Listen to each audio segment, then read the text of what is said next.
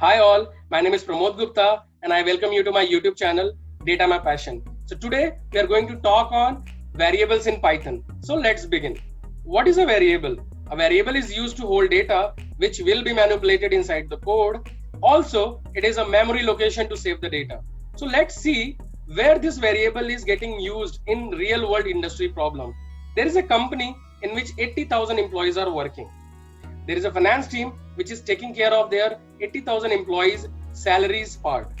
That finance team is actually uses a piece of software which actually calculate net salary out of their gross salary, because we have to deduct the taxes from the gross salary and then give the credit the whatever net salary you have to your employees bank account.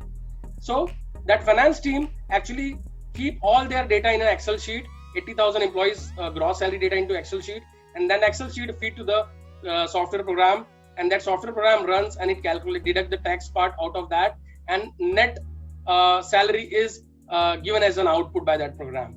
So inside that program there is a variable called salary which is actually iterate through all those 80,000 employees salary one by one and then actually deduct tax and then gives as an output. So you can see that this variable is getting so much used inside every software program. So this is that much important. This is actually the basic building block for every software program, I would say.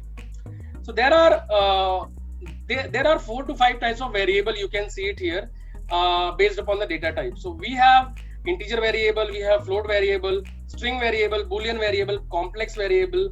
Apart from this, we do also have some collections like list, tuple, sets, which we are going to see in the future upcoming videos. So let's talk about integer variable. So this variable actually holds the real number. Say for example, you want to store the age of the person, you can use this integer variable type and you can easily set that value to a particular integer variable and then you can utilize inside your program. So here for example, we are assigning value 10 to age variable, and then we are actually printing it, actually we are retrieving it from age variable, and at the third step we are checking the type of that variable. So if I execute this program, you can see we are printing this age variable and we are seeing the type of this age variable, which is integer. Let's talk about float variable. Float variable is a floating number with a decimal part. So if you talk about your bill, monthly bill, that is again example of float data type. If you talk about price of a house, that is again your float data type. Any number with a decimal part can be considered as a float data type. So I'm assigning 100.55 value to monthly bill as a variable, and then I'm printing that here and seeing the type of that monthly underscore bill variable. And if I execute that program, you can see 100.55 variable is getting displayed and float data type. For this particular float variable, we are able to see.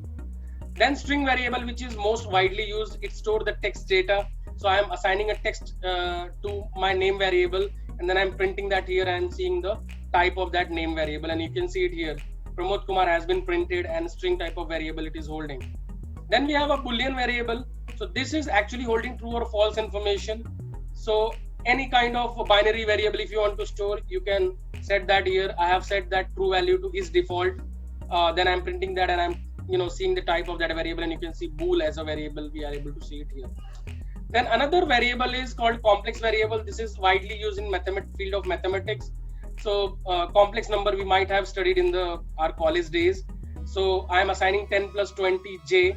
So this 10 is a real part and 20 is an imaginary part to a complex number as a variable, and I am printing that. And again, I am just seeing the type of that complex underscore num variable, and it is complex, right? So if I want to see, so there is two. If you want to see the real part, you can just fire this query and you will get real part. And if you want to just see the imaginary part, you can get this way, the imaginary part. So this is all about the variables. So I hope you have learned something new. So if you like my video, please hit the like button. Please subscribe to my channel and share with your friends. It will definitely help them out too. So thanks for watching.